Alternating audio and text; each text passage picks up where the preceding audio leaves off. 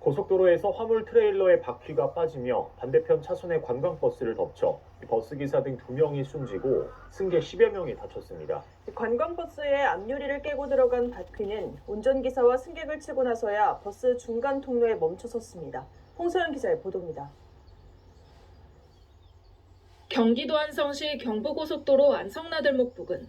고속도로를 달리는 화물차에서 갑자기 타이어가 빠집니다. 도로 위에서 위험하게 튕기던 타이어는 곧 반대 차선으로 넘어가 버스 창문을 그대로 관통합니다. 관광버스 앞 유리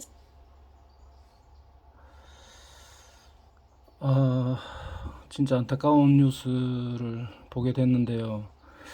오늘 하고 싶은 얘기는 뭐냐 하면 저는 한국에 가서 이렇게 장거리 운전을 하다 보면 고속도로에서 특히 고속도로 가운데 그 1차선하고 중앙분리대 사이 이런 공간이나 아니면 또 갓길 쪽 아니면 가끔은 그 도로 주행로 가운데에도 보통 이렇게 낙하물들이 떨어져 있는 경우를 종종 봅니다. 아니면 저런 대형 트럭들이 바퀴가 여러 개다 보니까 사실 바퀴 값이 굉장히 비싸다 보니까 낡은 타이어나 아니면 그 부착이 제대로 안 된 차들이 가끔 보여요. 그럼 저 같은 경우는 고속도로 도로공단의 신고 번호도 있긴 한데 우리가 대체로 이제 상식적으로 알아놓을 거는 뭐냐면 그런 번호를 모르면 무조건 119나 112로 전화를 하면 되는데 저 같은 경우는 이제 112로 하죠.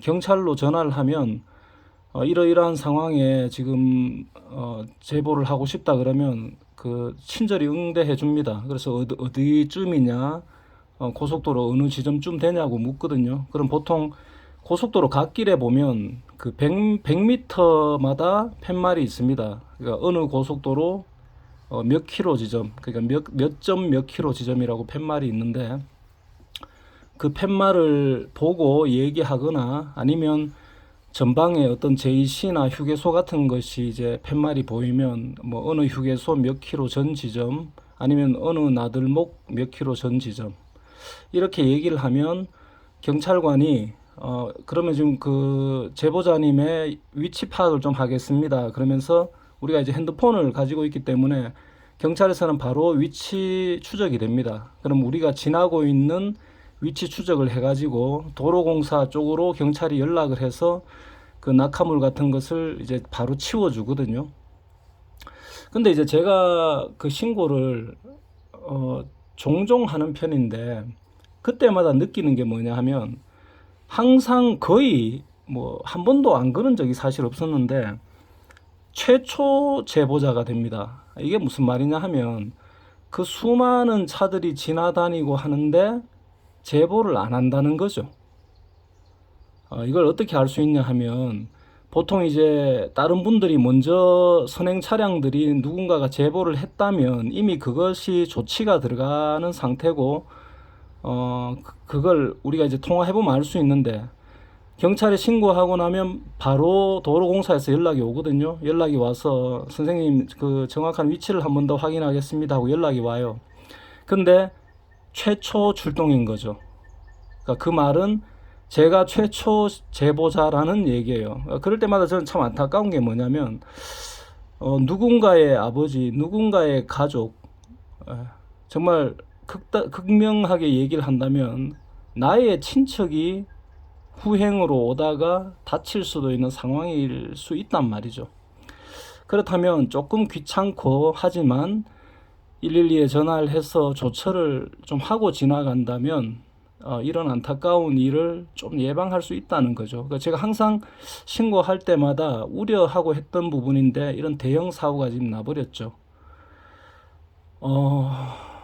아까 그 트럭 바퀴가 흔들거리고 빠지는 그 장면이 이 후방 차량 지금 블랙박스에 잡힌 것을 지금 뉴스에서 제보를 했는데 저런 상황이 이제 미리 다른 차들이 발견하게 되면 저 바퀴가 분명히 흔들리거나 뭔가 좀 안 맞다라는 게 보이거든요. 그것이 보이면 경찰에 신고하는 게 가장 안전해요. 왜냐하면 저거를 이제 드라이버한테 직접 얘기해주기 위해서 가서 경적을 울리고 드라이버한테 얘기해주는 게, 만약에 이제 나의 차량에 동승자가 있다면 운전자가 트럭 옆에 가서 조금 속도를 낮추면서 빵빵하고 창문 내려가지고 뭔가 말을 하려 그러면 기사가 반응을 보인단 말이죠. 그러면 지금 트럭이 뒤에 바퀴가 흔들려요, 위험한 것 같아요 라고 얘기해주면 트럭도 조처를 하거든요. 왜냐하면 지금 저 상황에서는 저 트럭도 그 사고 유발이 되기 때문에 저 처벌이 있습니다. 예전에 제가 어떤 적도 있었냐면, 그 캐리어 탁송하는 그 대형 트레일러 있죠. 그러니까 차들을 여러 대 싣고 운반하는 차. 그런 차에 1층, 2층으로 이렇게 구조가 되어 있지 않습니까?